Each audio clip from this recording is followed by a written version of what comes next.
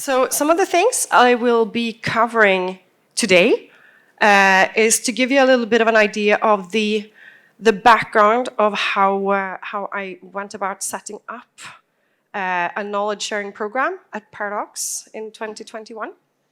I will be going, it's going to be a very practical talk. It's going to go through a lot of the sort of tools and approaches that I took to get the program on the road. I'll go through the different session formats that I used and also give a few pointers on what I think went well and what didn't work so well. And hopefully, at the end, some tips for everyone on how you can get started. So yeah, let's take it away. I'm going to start with a bit of an intro on myself and the company I work for. So I started in QA back in 2002 in Scotland, a company called Absolute Quality.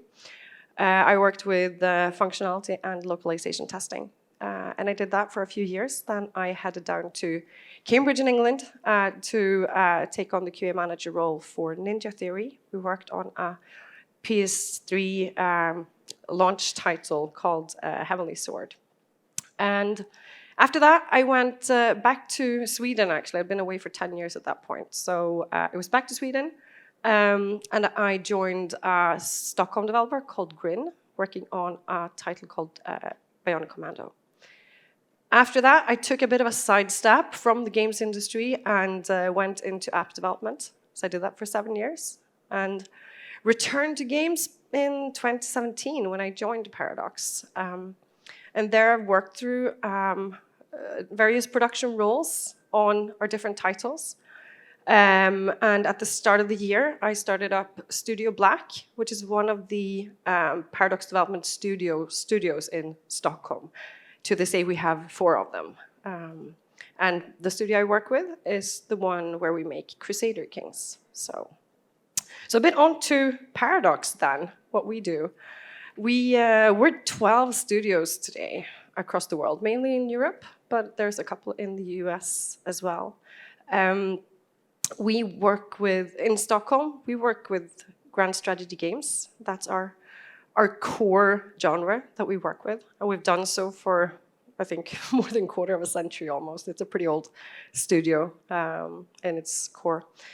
We also publish games and do some investments.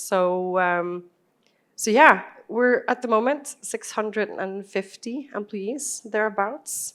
And something that's very important for the games that we make is that they are deep and endless experiences. Our games have a very long tail of DLCs, usually. They can go on for 7-10 years without a problem. We actually see a growing, returning fan base over the course of the time. So I think that makes things a bit special for me anyway. But yeah, so why thought leadership? Well, for me, this is very close to my heart. I believe that at the bottom of everyone's growth and development, there needs to be learning. And I mean, it's all well and good if you learn for yourself. But I think making others better and sharing your learnings is even better.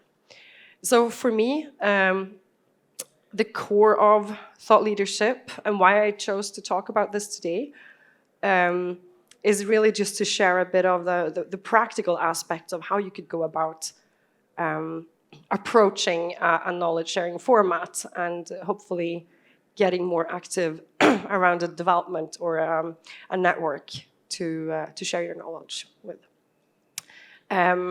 So I'm also just going to say that for thought leadership, I'm not entirely sure if it should be leadership or rather enable-ship in that sense, because I don't think it's something that me or anyone really can just go and lead on their own. The whole part of it is really the sharing part. So I think enabling people to be able to share is really what's at the heart of it.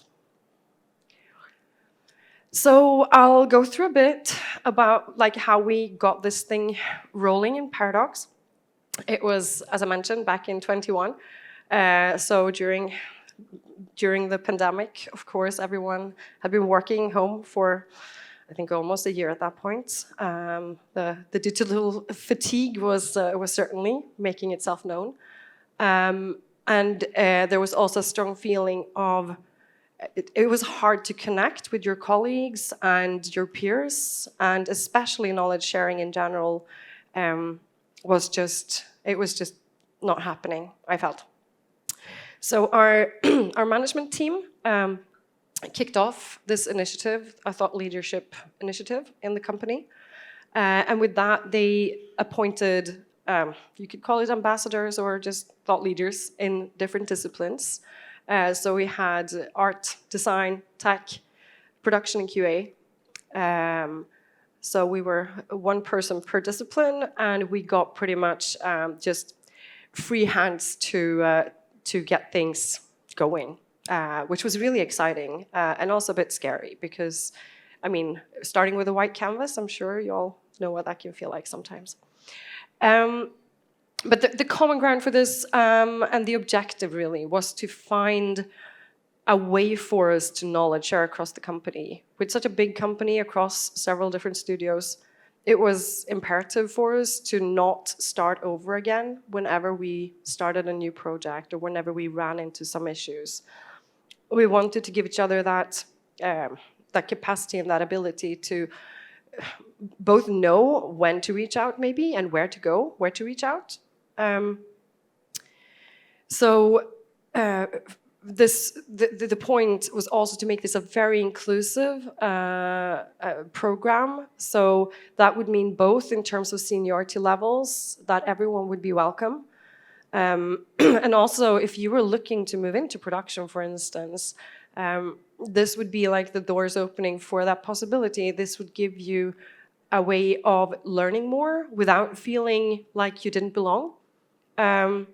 So we wanted to make it super clear that everyone was welcome to participate, to engage. They didn't have to talk if they didn't feel that they wanted to, but to really feel that this was an open path for them. And the thought leaders would meet monthly to just talk a bit about how the program was getting on, basically. And we also rotate the assigned ambassadors on a yearly basis, which meant that when my first year was over, I handed over to the next person who was showing an interest and really felt that they wanted to drive this their way in the next year. So what are some of the challenges that I really felt was going to be something to deal with and to try and overcome? First of all is getting prioritized. Being a producer, and I don't know how many producer or people working in production. Yeah, so there's a few. So you might be quite familiar with that. As a producer, we tend to put the team first, and we tend to put the project first, and we rarely dedicate time to ourselves for our own learning. At least that for me. Maybe others are much better at setting time aside to say, no, this time is for me. I'm going to learn and develop because it's going to benefit everyone. But so getting prioritized.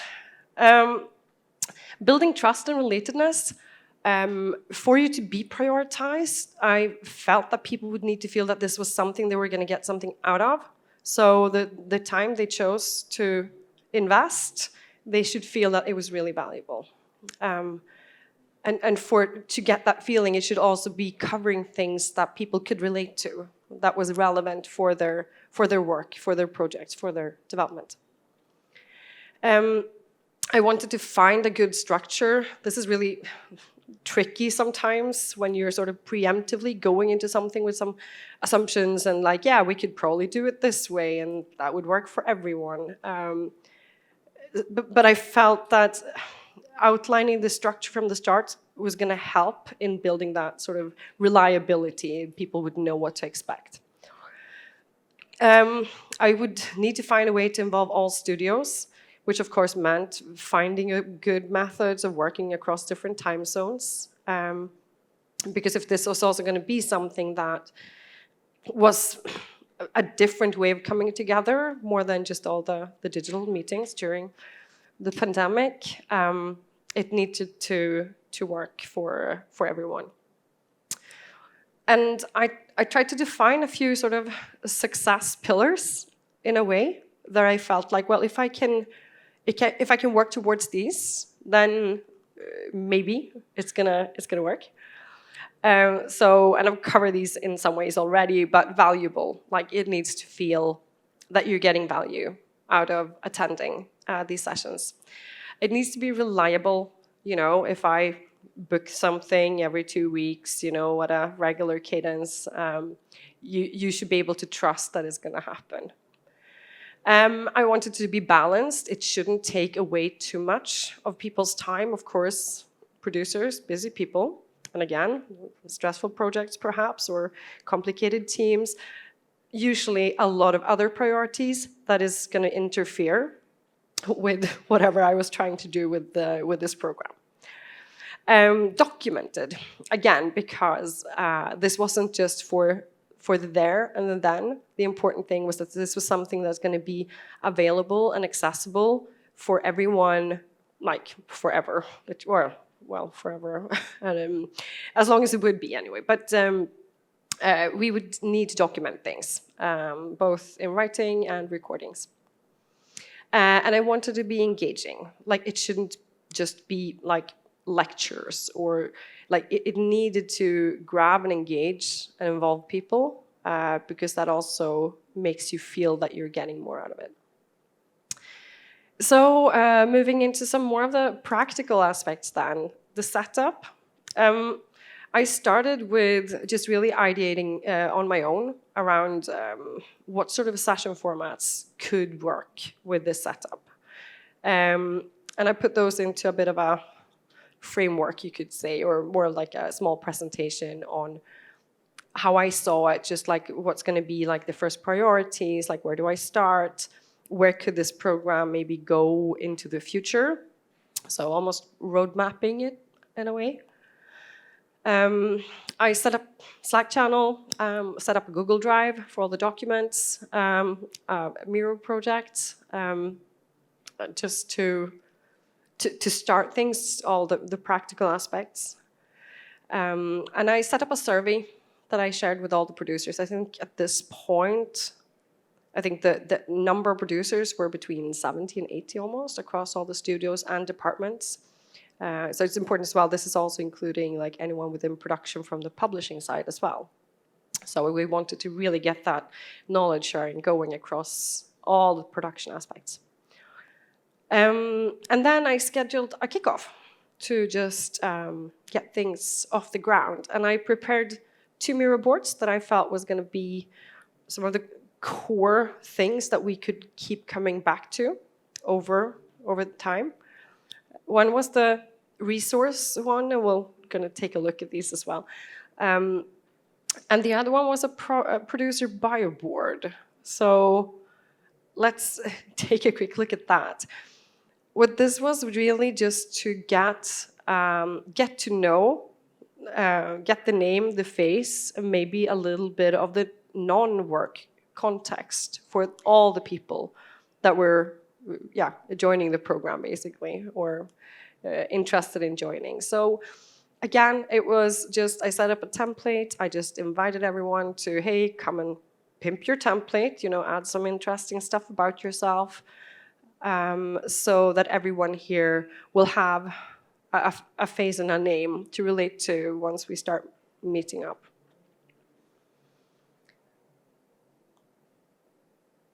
So the kickoff then. So what I did, based on the survey results, which were super useful, I got some really interesting ideas of what people would be interested in talking about. So I basically invited people. I'd prepared a board where we basically went through both a bit of the objectives of the Thought Leader program in general, like why should people spend time on this? Why should they come to these sessions? And we also went through and talked and suggested a bit about the different types of format sessions that might be interesting. And I already had my ideas for those. So it was more like, okay, does the format sound okay? But also in that case, what sort of topics would be interesting to cover? I outlined a bit of a timeline because it's also helpful when you can get an idea of like how much time do I think I should be expected to invest in this? Like how often do we have these sessions? Like what sessions are interesting, maybe more for me or less, and so on. So I already did a hypothetical timeline with all the slots. And yeah, the next step after the workshop was setting up a sign-up sheet, basically. What I didn't want to do was have an automated kind of invite to everyone in the group. I wanted this to be a pull rather than a push. So I wanted people to actively say, this is something I want to sign up for. I'm dedicating my time to this. I'm prioritizing this over that other meeting in the calendar. So I had sign-up sessions or sign-up sections for each of the different sessions. And you could sign up for something that would come 4, 5, 10 months in advance because I'd already decided the cadence of the meetings.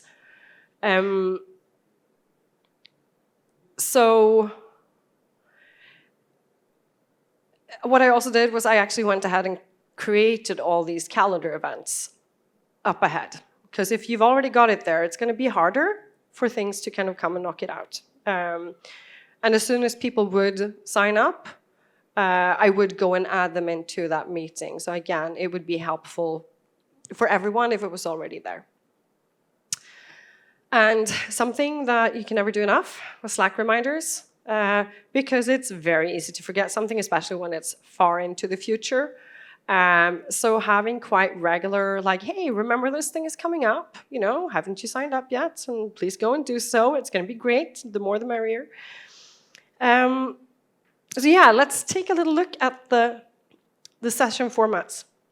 I decided to go with 4 different kinds of formats to try out.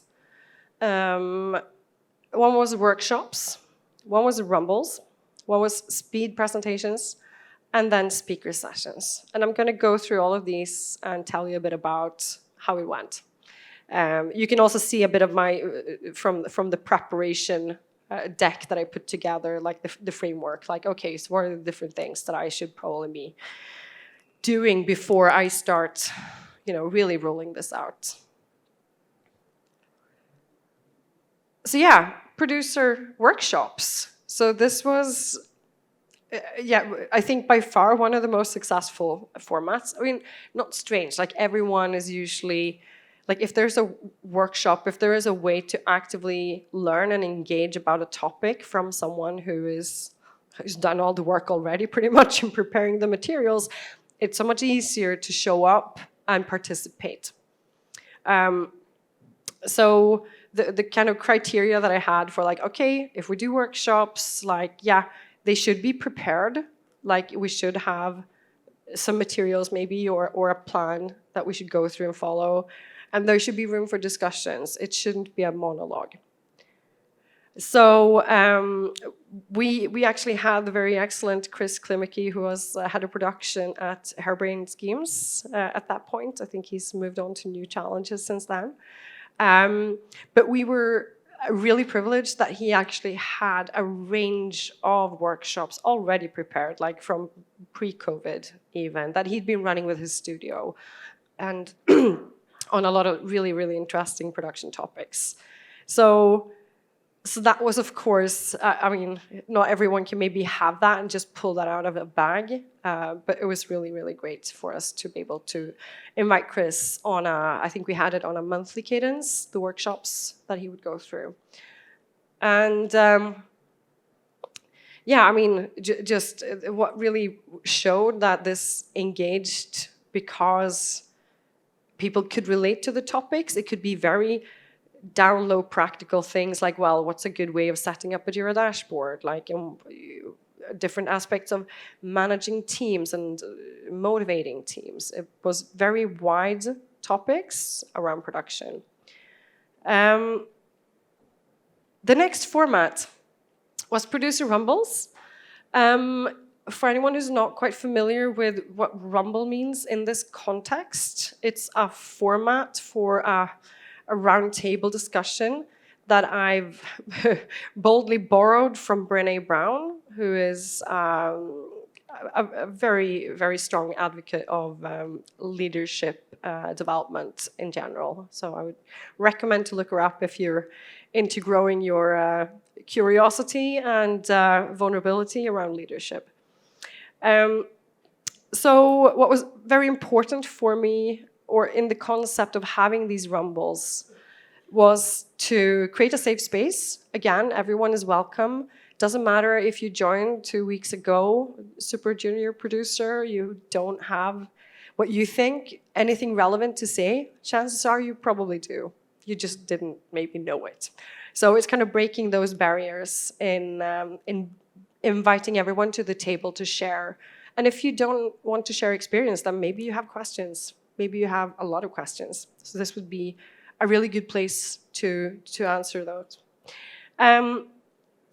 And important as well was to share experience that was both good and bad. I mean, everyone does mistakes. Several in production. I've made 1 million probably by now. But sharing your experience, it doesn't necessarily mean that the people who you talk with are not going to run into the same things and probably make the same mistakes, because every situation is unique. But it's important to share that things often go wrong. So the results for these was that we found that it was a really encouraging way to have group discussions. Sometimes it was a bit hard maybe to get the conversation going, but we would come in with a prepared topic. So we would always know, okay, today, let's dig deep around, and then topic. So we really saw this as being a good opportunity to inviting younger people to ask questions and to share experiences. So moving into the third format, which was speed presos. The concept here was to have a 30-minute presentation. It would focus on the current stage of where that producer was in their project, and a bit of focus on challenges and wins. And it would also include QA times, which basically meant that maybe you were talking for 15, 20 minutes, and then people could ask questions. And the idea here was also to show people where people are around the different departments and studios in their own projects, because that can also be a bit anonymous sometimes. It's like, oh, well, they're working on, Wiki 3. It's like, oh, okay. But then you might not even know, it's like, are they still in pre-production, or like, are they releasing in 6 months, or like, where are they? So that was also something that I had in mind, that this could be interesting to both connect like the name and the face, but also you're not only working on that project, but where are you right now? So what have you gone through already getting there? And I also set up like a template to try and make it easier to just like, hey, wouldn't you like to do a presentation here? Here's one I made earlier. The result, I mean, it was really, as I mentioned, it was fantastic when you found people that could share their story, and you'd be like, oh, wow, we're going to go through that in a couple of months. I should probably talk to this person because maybe they have some interesting things to share. However, it was really hard to find volunteers. Again, producers are busy people, and this might not be something that you'd feel you should or wanted to prioritize. So, I mean, we had a few speakers, but this was also something that, I had to kind of really try and convince to get people to prepare and come and talk about themselves a bit. And of course, because it required some prepping time from the volunteer, again, I mean, you have a day job, right? So it's sometimes hard to convince. The fourth format was speaker sessions. So the idea here was that we would invite speakers to come and talk about a production relevant topic. However, it was really hard to find internal speakers. I had a few people on the hook a few times, but then something would come up and it would always be, sorry, can't make it. Also, if you want to look at doing like external speakers, of course, that requires a budget, which wasn't really something that we wanted to like, we felt we had enough, like across the 650 people across the organization, surely we should be able to find someone, right? And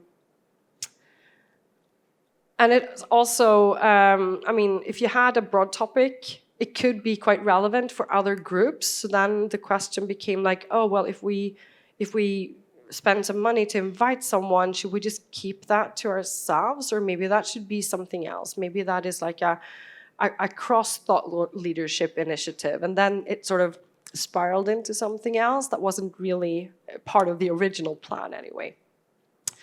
So it meant that the speaker sessions were not successful. I can just put it like that. Not saying that they wouldn't be for someone else, but we, at least during my year, didn't manage to pull them off.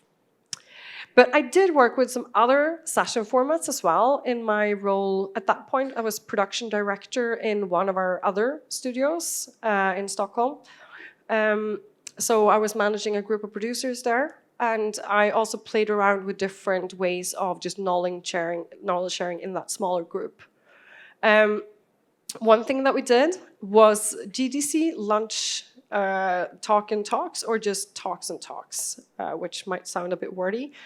But it was basically, I'd prepared a curated list on Confluence of different GDC talks, like through the years, like so not just the previous year, but it would go back a few years. So I would basically just have a list on Confluence with all the different talks, the topic, the speaker, how long the talk was, and a link to the talk. So what we would do, we'd kind of meet up in a digital meeting. We'd say, hey, today we're going to check out this talk. I'd actually have the team vote beforehand as well on what they thought was going to be the most interesting to go through. And then we'd all go off on our separate ways. We would go through and look at the talk, and we'd meet up again, and we would discuss the talk that we just watched and see if it was any interesting aspects of it, things that we would maybe bring with us, try out. And we would basically just rate it afterwards as well and say, like, would you recommend this to someone else or not? So, but yeah, it was very interesting. And if we needed to do a longer talk, like, because usually we would just set maybe, we'd have an hour slot. We would do maybe anything up to 40, 45 minutes. But we'd also want to leave some room at the end to have those discussions, because that was kind of part of the deal, right? So if we wanted to do a longer talk, say an hour, then we would usually bake it in with like a lunch session. So maybe we'd eat lunch together and we'd watch it, or yeah. Producer feedback sessions. This was also something I found really useful. We would have them, I think, maybe every 3 or 4 weeks. It was more of an open mic situation, but you could bring something to the producer group and ask for feedback on it. It could be like, hey, I've got this whip production plan, like, can I present it to you? Can we go through some of the points and you can tell me where I'm being unclear, or like where I can make it better. We also did a few sort of very step-by-step walkthroughs of different tools and processes, and that would just basically be a screen share. And it could be on something like, and I think I might have done this at one point in the production thought leader program as well. I think I did a Miro 101 for people who were unfamiliar with just like, well, what should I do with Miro? Like, how does it work? What are all the different intricate parts of it? So I basically just shared my screen and I was like, okay, we're just going to go through the UI more or less, and I'm going to talk a bit about the different features of the tool. And another thing that we haven't actually tried in real life yet, but I'm really interested in this format. So this is more an aspirational. I think it could be really cool, is finding ways of doing cross-company knowledge sharings. Now, this we're also coming into very difficult NDA territory, which is probably also why it's very hard to find a good format to do this. But imagine inviting someone over from another studio, maybe in similar, like maybe they've got similar tool chains, or maybe they've got like a similar genre. Like if you could try and box that into, this is where we focus conversations on without being too revealing or feeling you're sharing too much, I think it would be, it would really make everyone better, I feel. So the top 3 methods that I feel like really worked for us was the workshops, it was the rumbles, and it was the GDC talk and talks, basically. All those formats kind of really engaged people and pulled them in. And some of the notable improvements also was that we could put a name on not just a person, but also the game they were working on and where they were. You'd understand where, maybe what sort of challenges people might have gone through if they just had a big release. Like, surely they would have a lot of things to share. And also just some insights into best practices around tools and different workflow. So, success factors that I would like to just hone in on a bit. Make sure you get prioritized. That's a good way of, getting people to show up and participating. Understanding the expectations of the people you're trying to engage. So you want to find that good balance between like the time invested and the experience they feel they would get out of it. And remind several times. And also that means engaging people between the sessions as well. Because if you only have sessions like once every month or every 3 weeks, you will be forgotten, pretty sure. And build relatedness so people feel that, this is something I will prioritize when it comes up in my schedule. And the more you put in, then the more you will get out. So just a few pointers maybe of where you can get started. Maybe, is it possible for you to look into a program in your company? Like, do you have more production people around? Like, is there a way to formalize that in some way and come around like a little platform thing to start building off? Maybe you've got producers in your network. Maybe you hang out, you might go for a meal or whatever, but maybe there's a way to kind of structure that togetherness. Of course, we're all at IGDC now, so this is a pretty decent place to start. You could also seek out an established community already, like in different social areas. And I want to do a call out for the production community Discord that I'm sure Uni is going to be talking after me will also mention, because she's running it. And it is excellent. You should check it out. So that was all I had. Thank you for listening, and I think we have maybe some time for questions.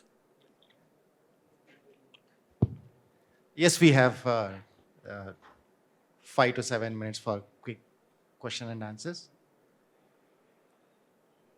Yes.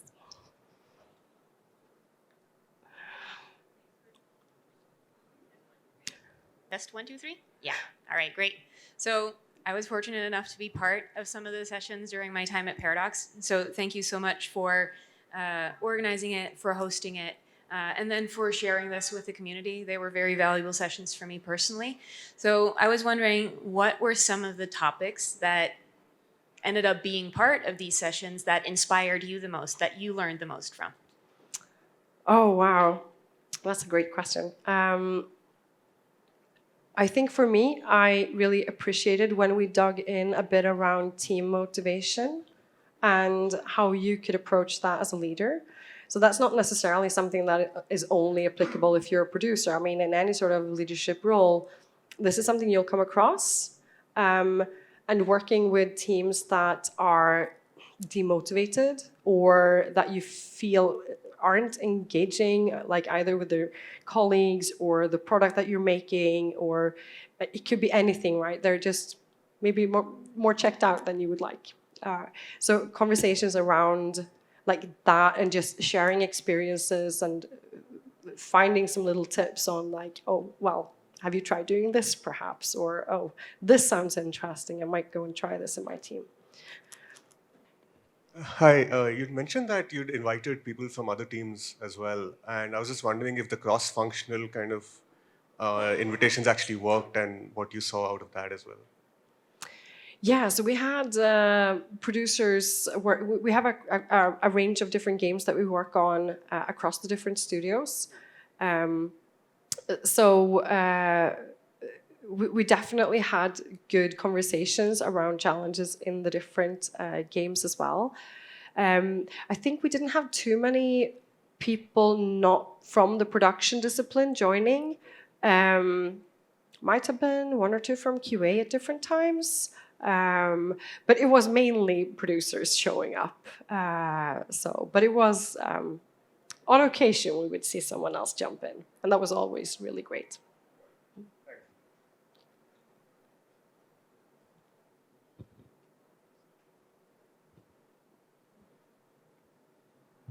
Hello. Uh, how do you think this framework would, uh, would it remain the same for smaller teams where people are more intimate with each other, so they know like what is happening? So do you think this changes much, or like this can be used there also? Yes, absolutely. So the question was if this could be used in smaller teams where you might already have built a lot of relationships and connections. Yes, I think that's an excellent opportunity to maybe ask some harder questions. I mean, you could maybe focus on topics that wouldn't be so general, or maybe you're looking at challenges that you've seen but maybe not experienced yourself, or that you can anticipate would be, hey, what if we ran into this kind of thing? Let's dig deep and talk about that. So I think there's definitely, I mean, it probably wouldn't be so, maybe you don't need to be so formalized about it, but making sure, like at least like a Rumble format, I think would work really excellent. It works better if you already have those connections and relationships. I mean, so for sure, you should try it out. Uh, Hi, Linda. In the session you talked about how we can encourage the speakers, internal speakers, and have talks.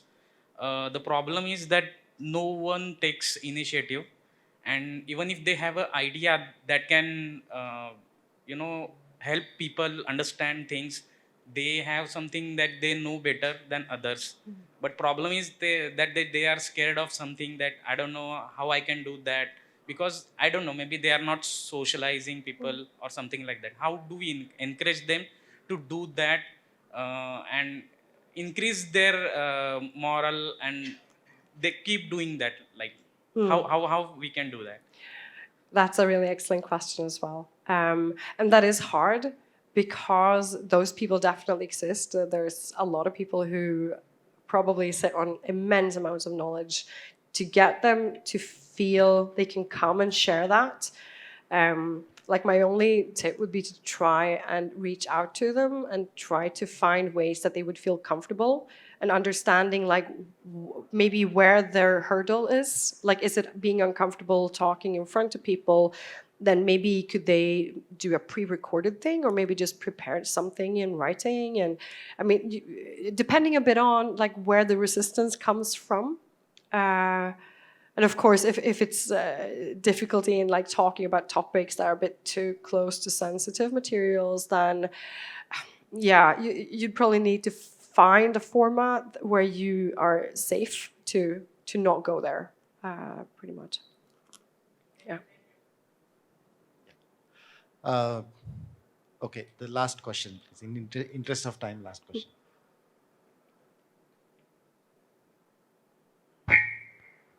Hello. Yeah, so you started your career as QA. My question is, what are you doing in your studio to encourage and empower the QA teams?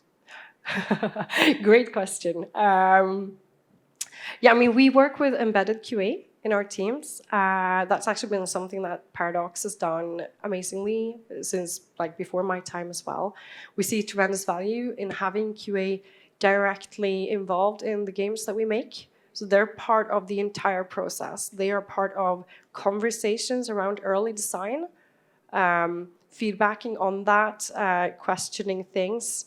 They are part of, usually we have, like if we work in feature teams, we will have a designated QA for each feature team. So they will live with these features as they evolve. So when it comes to wrapping things up and providing like more, they do like evaluation reports at bigger milestones, where they would really share their player value feedback on the game state at that point. So so we see them as an incredibly important part of what we do. So I hope they already feel quite appreciated. Yeah.